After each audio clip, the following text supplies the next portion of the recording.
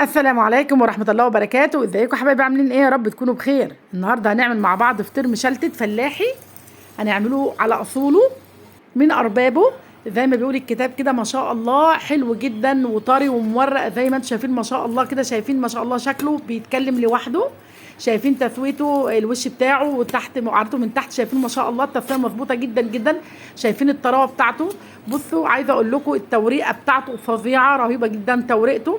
مع ان في انا غلطه غلطتها فيها، يعني اقول لكم ايه هي الغلطه عشان ما حدش يغلطها زي ما انا غلطتها كده. شايفين ما شاء الله، بصوا التوريقات بتاعه الفطير رقيقه جدا وهشه جدا جدا وطراوه ما فيش بعد كده. قدامكم الفيديو بيتكلم لوحده، شارح لوحده اهوت. تعالوا نشوف هنعمله مع بعض ازاي. بس انا نخش على الوصفه، ما تنسوش اللايك والشير وتفعيل الجرس عشان يوصلك كل اشعاراتنا بكل فيديوهاتنا الجديده. تعالوا نسمي ونقول بسم الله. احنا معانا المقادير بتاعه الفطير، مقاديرها بسيطه جدا جدا جدا. دقيق وميه ورشه ملح وسكر، هي دي كل مقادير الدقيق الفطير بتاعنا. مقادير الفطير النهارده احنا معانا النهارده كيلو من الدقيق، وكان دقيق اللي هو متعدد الاستخدامات، كان دقيق الكوثر. هو حلو جدا جدا الدقيق الكوثر ده، حلو جدا فعلا. ومش غالي ابدا.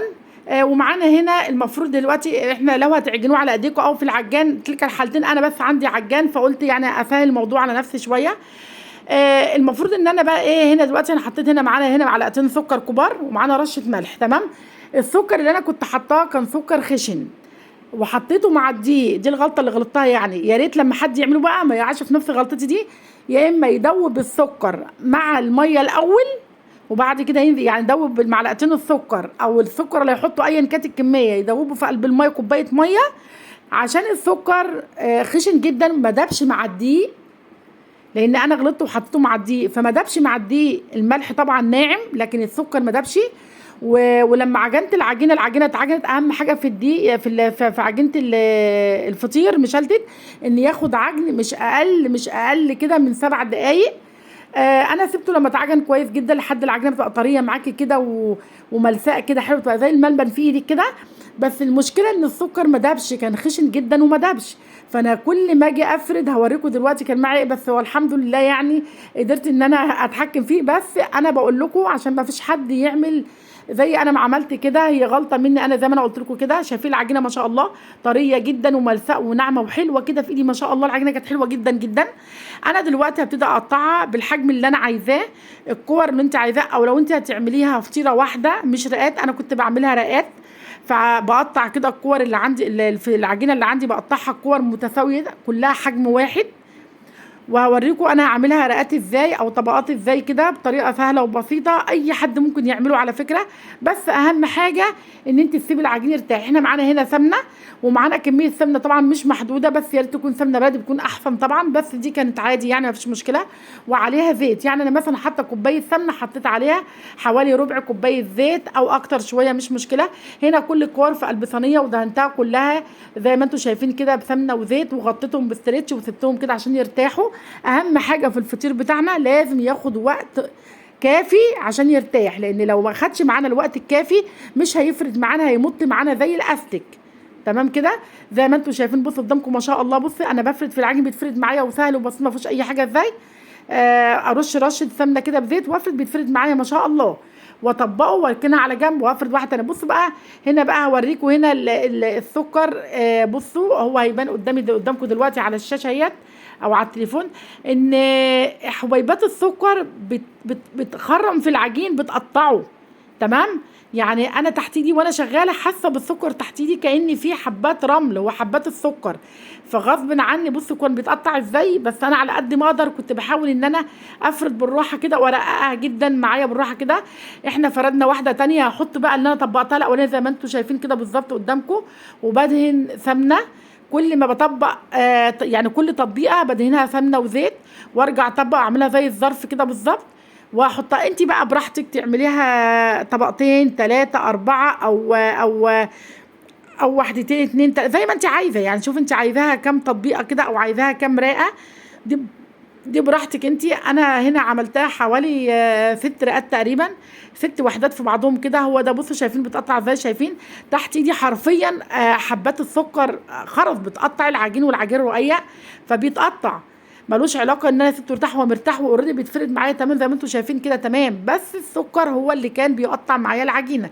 عشان كده بقول لكم يا ريت ما تغلطوش غلطتي، ولما تيجوا تحطوا السكر اما تحطوا سكر بودره او تحطوا تدوبوا السكر في قلب العجينه في قلب الميه. تمام كده. هنفضل بقى على كده شغالين زي ما انتم شايفين، افرد واحده واحط اللي انا طبقتهم دلوقتي دول 3 هم. هفضل اعمل كده معاكم بقى لحد ما اعملهم معايا 5 6 مع بعض كده. وقلت لكم زي ما انتم شايفين التجريحات بتاعه السكر في قلب العجينه باينه ازاي.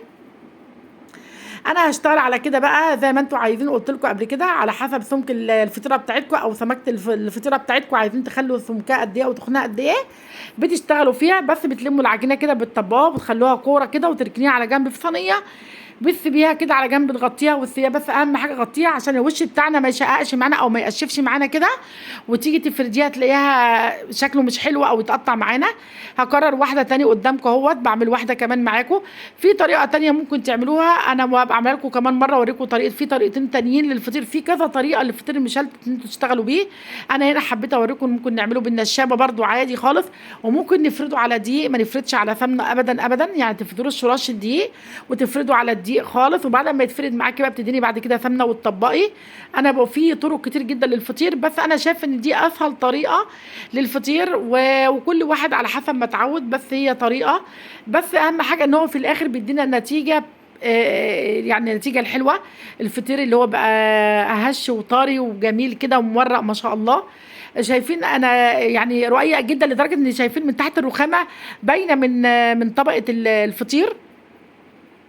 انا طبقت ايدي واحده تاني بعملها، دي اول واحده، هعمل تاني زيها بقى كده وهلم كده، وهفضل اشتغل لحد الكميه كلها ما تخلص معايا. انا ما كنتش عاملاهم حجم كبير، هم عملوا معايا 5 بس ما كانوش حجمهم كبير، ما كانوش كبار قوي يعني لو كنت ممكن اعملهم مثلا ممكن اعمل الكيلو 2 بس اخليهم ما شاء الله كبار جدا وسمكهم كمان تخين. ممكن اعملهم 3 ممكن اعملهم 4، بس انا خليتهم الحجم الوسط ده وخليتهم كده 5.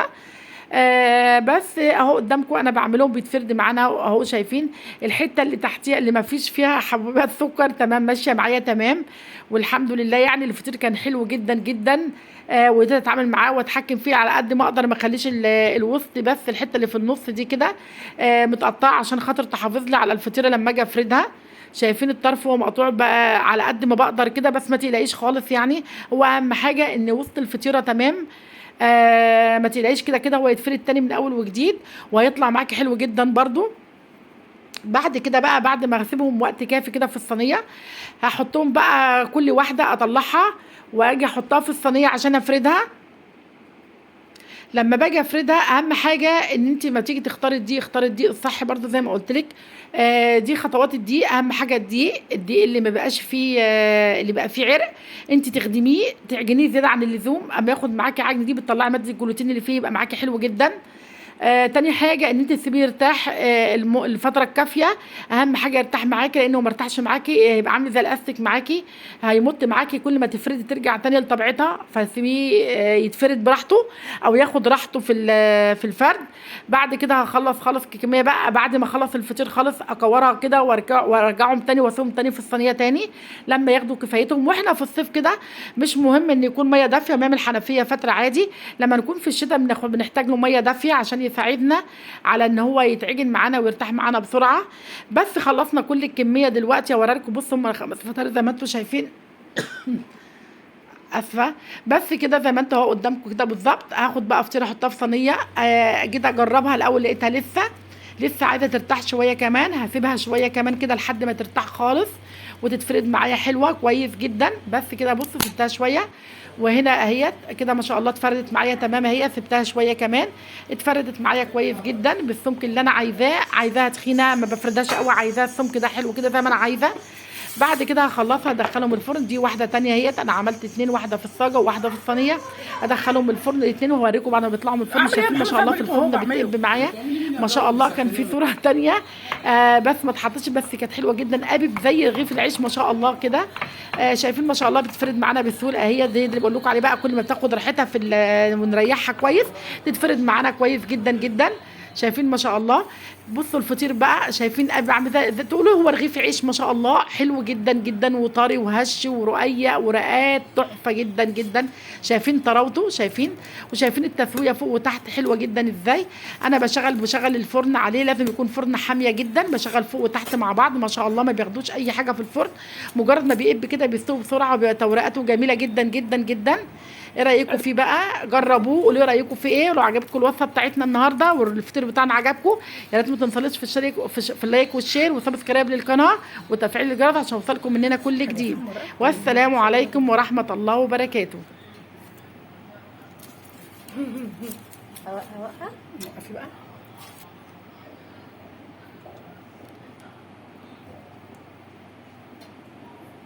ده فيديو يا قلبي. ايوه. اسم الله عليكي.